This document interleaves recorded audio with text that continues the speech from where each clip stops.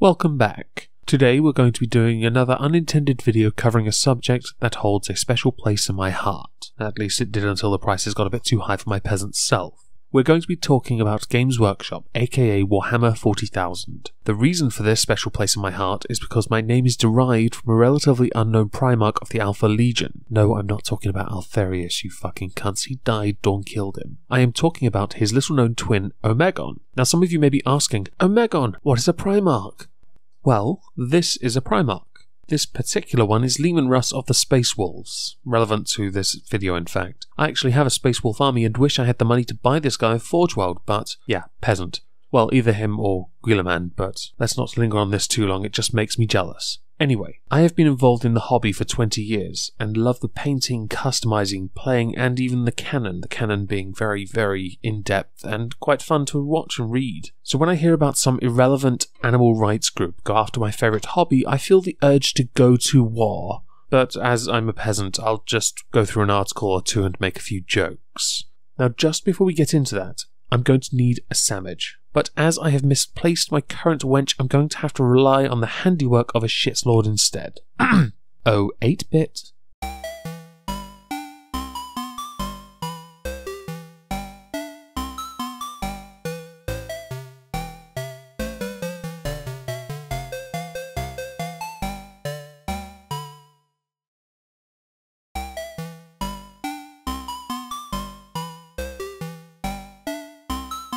Big thanks to 8-bit for that. Please go check him out, he does some fantastic political commentary, channel link below. Now let's get into this. Peta, has campaigning for animal rights gotten so Spartan that you thought you'd take your real life fight into the fictitious 41st millennium? Peta, has fighting furries drained all that is left of your sanity?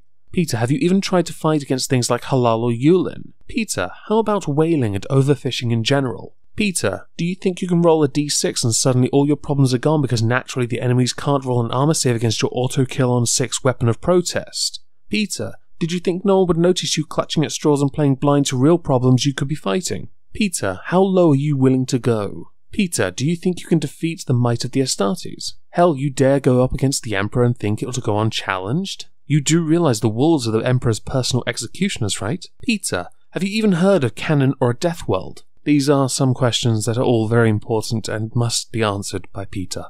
It's just plastic. Outrage as animal rights group Peta demands Games Workshop remove fur pelts from its Warhammer 40,000 figures. Peta hasn't done as much research as Peta should have, because if Peta had, Peta would have known about Warhammer, Mordheim, Blood Bowl, Lord of the Rings. Hell, fur pelts feature quite heavily in most of the Games Workshop games. Peta believes that figurines wearing fur sends out a bad message. Omegon thinks that Peta has run out of things to campaign for in the real world and has decided to inject itself into a fictitious world. Warhammer 40,000 is set in a futuristic world where armies seek to conquer with huge weapons. I don't want to be too much of a dick on this one, but it is pretty obvious that's the wrong wear. Seriously, do you even English, bro? The appeal has been met with ridicule online as no animals have been harmed. Let's take a look at some of the tweets sent to Peta or about Peta defending the might of the Space Wolves. Peta is cracking down on Warhammer because some fictional characters wear fur?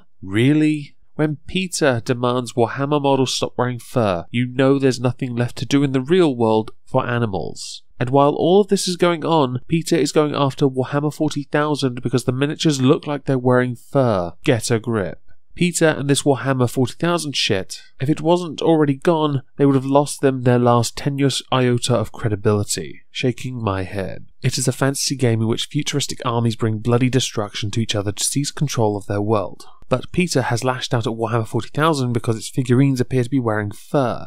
And as already stated, there are many other Games Workshop games that feature fur, but you had to single out the Space Wolves. I wish this wasn't so funny, so I could take you seriously enough to try and explain why they wear fur. Why the canon is so important to explaining them. Now there are going to be some that now say, oh, but if this was real, there would be no world in the entire galaxy where this should be happening. Fine. For a moment, I will take you seriously. One moment.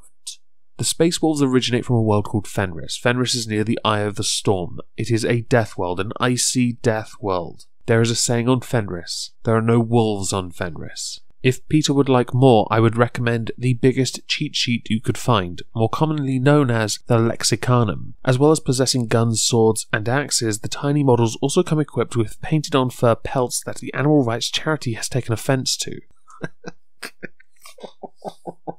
Okay, I'll try. Firstly, they come unpainted, so you paint the furs yourself. You go to the effort to do all of this to represent the culture of the Space Wolves, their culture from their world. I can't believe you've run out of things to do on this planet, that you had to go to another planet that doesn't even exist, set in a future that does not exist. Hell, a tabletop war game. You are so desperate for relevance. Did you think, with all that's going on with Trump at the moment, that no one would notice this, by the way?